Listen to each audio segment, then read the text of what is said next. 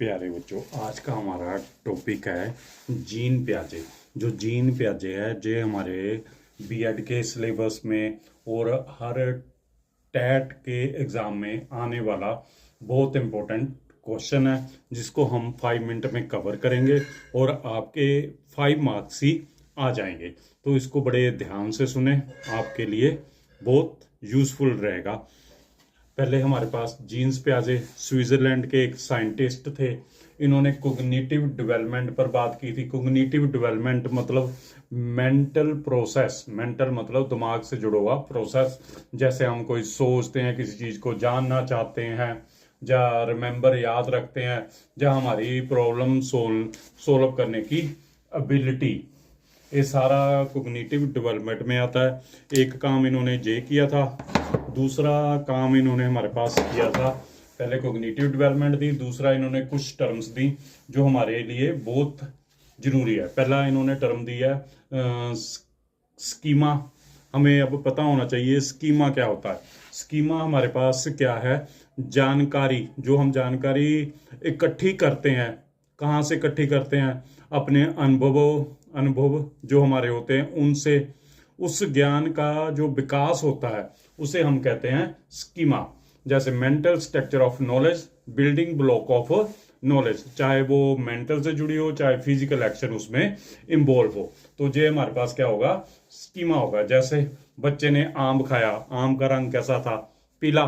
तो उसको पता चल गया कि आम जो वो कैसा होता है? मीठा होता है। ये हमारे पास उसका स्कीमा हो गया। ऐसे ही नेक्स्ट है हमारे पास सेमिलेशन। सेमिलेशन से हमारे पास क्या है? Fitting new information with existing one. जो उसकी पुरानी जानकारी थे उसमें नई जानकारी को जमा कर देना। जैसे बच्चे ने आम खाया, आम का रंग कैसा था? पीला। तो बच्चे को लग गया पता कि आम मीठा होता है। ऐसे ही सेम बच्चे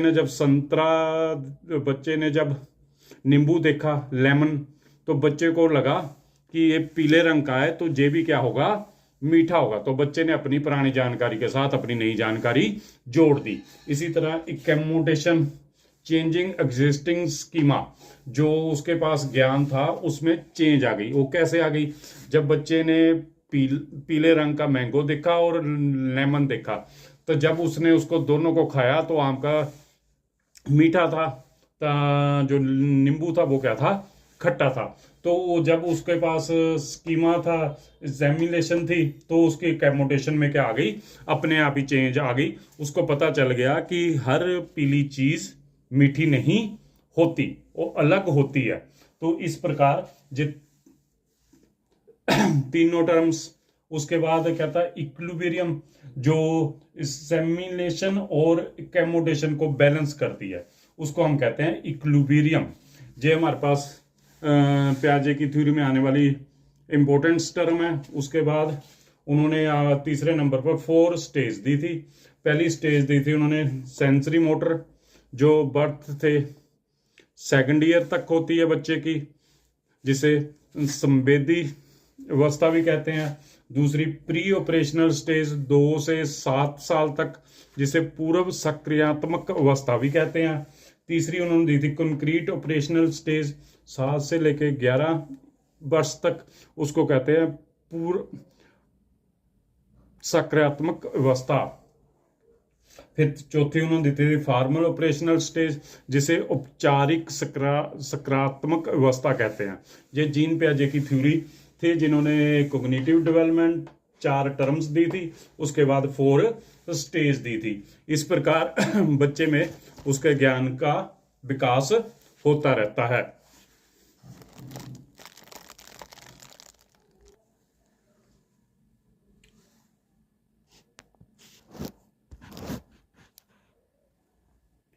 प्यारे बच्चों, हमारे पास जीन प्याजे क्या कहता था? उसको फादर ऑफ चाइल्ड साइकोलॉजी का फादर कहा जाता था। उन्होंने बच्चों को क्या कहा था? लिटिल साइंसिस्ट, छोटे वैज्ञानिक। जेनेटिक एपिस्टेमोलॉजी, ये भी शब्द जहाँ मिले तो समझ लेना जीन प्याजे की थ्योरी है। उसने कहा था कि डेवलपमेंट फर्स्ट, जब बच्चा जैसे जैसे डेवलप होता है अपने चारों ओर के वातावरण से, अपने आप ही वो सीखना शुरू कर देता है। तो 4 स्टेज ऑफ कोग्निटिव डेवलपमेंट हमने पढ़ी थी। पहली है सेंसरी मोटर स्टेज, इसको हम इन्फेंसी भी कहेंगे।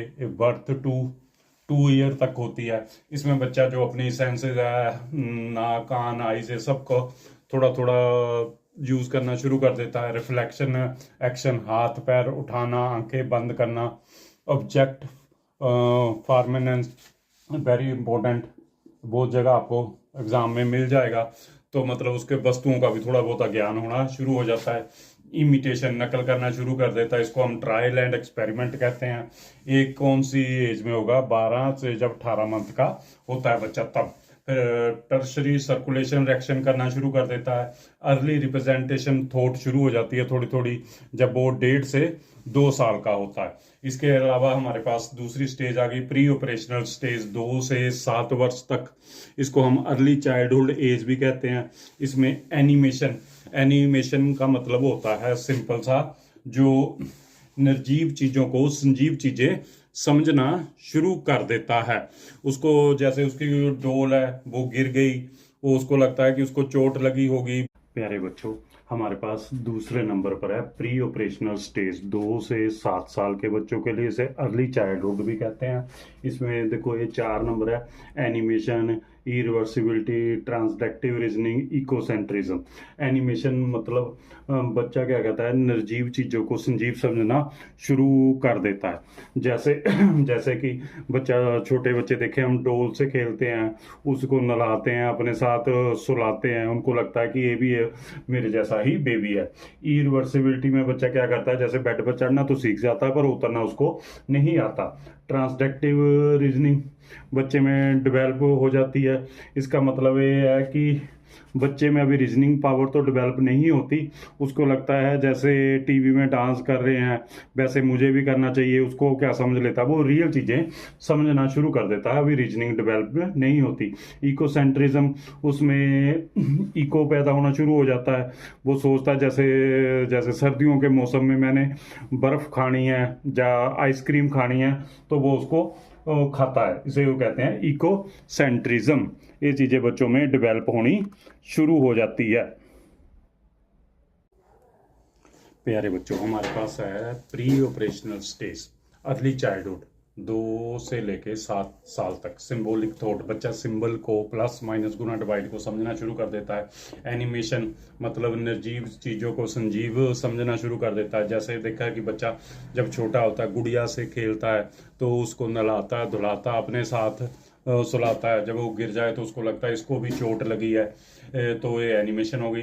इरिवर्सिबिलिटी मतलब जैसे बच्चा पौड़ियाँ चढ़ना तो चढ़ जाता है पर उतरना नहीं सीखा होता, तो वो इरिवर्सिबिलिटी हो गई। ट्रांसडेक्टिव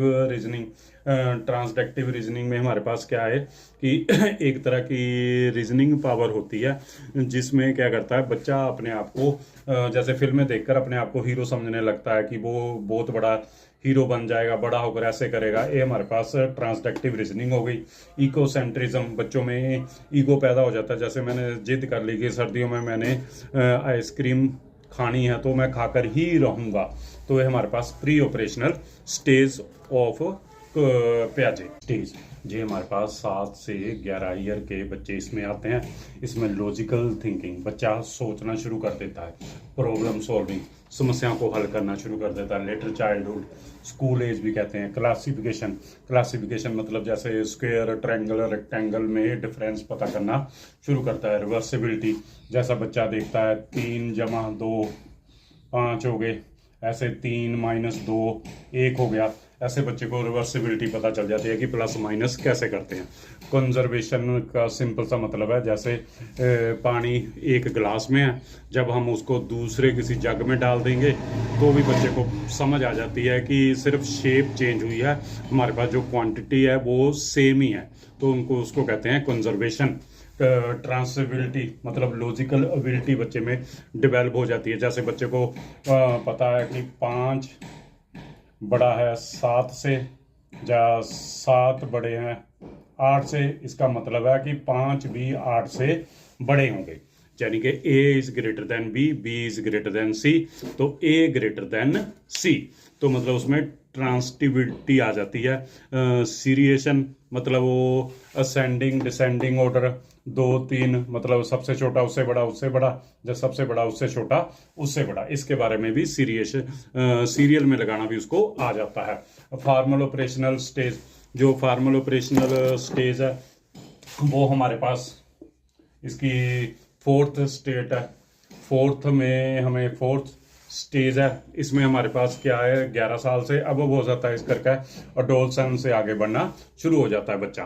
तो इसको साइंटिफिक रीजनिंग कहते हैं। साइंटिफिक रीजनिंग, बच्चा एक्सपेरिमेंट करके देखने लगता है जो हम कह रहे हैं वो सही है या गलत है, या ऐसा क्यों किया ऐसा क्यों नहीं किया। ये साइंटिफिक मतलब एक साइंस की तरह सोचना शुरू कर देता है। अब्स्ट्रैक्ट थिंकिंग मतलब वो ट्रूथ और जस्टिस, सही और गलत में फ़र्क करना शुरू कर देता है। उसके दिमाग में कई तरह की कैलकुलेशन चली रहती है कि जो काम किया वो सही है या गलत है। हाइपोथेटिकल डिटेक्टिव रीजनिंग मतलब प्रॉब्लम सॉल्विंग, कई तरह की समस्याओं का वो अपने आप हल निकालना शुरू कर देता है। अडोलसेंस इकोसेंट्रिज्म, अडोलसेंस इकोसेंट्रिज्म मतलब जैसे जैसे बच्चा बड़ा होता है वह अपने आप को जैसे फिल्में देखता है या कुछ देखता है तो अपने आप को तैयार करता है, सुंदर कपड़े डालता है, सज संवरने लगता है ताकि उसको कोई उसके सपनों का राजकुमार या राजकुमारी मिल जाएगी। ये हमारे पास प्याजे की 4 स्टेज थी जिस पर उन्होंने काम किया। जैसे जैसे बच्चा आगे बढ़ता जाएगा और उसमें सारी स्टेजेस चेंज होती जाएगी। तो प्यारे बच्चों, इसमें हमारे पास 6-7 मिनट का वीडियो है, इसमें 6-7 नंबर ही आपको एग्ज़ाम में मिल जाएंगे, चाहे वो कैट एग्ज़ाम हो, चाहे आपकी बीएड का एग्ज़ाम हो, या इससे रिलेटेड कोई भी टॉपिक हो, बीएड एमएड, इस सब में आपके काम आएगा। इस करके इस थ्योरी को बड़े ध्यान से पढ़ लेना है। जैसे मैंने आपकी हेल्प की है, आपको पता अच्छा लगा तो आप अपने दोस्तों की मदद कर सकते हो, इसको आगे बढ़ा सकते हो। Thank you.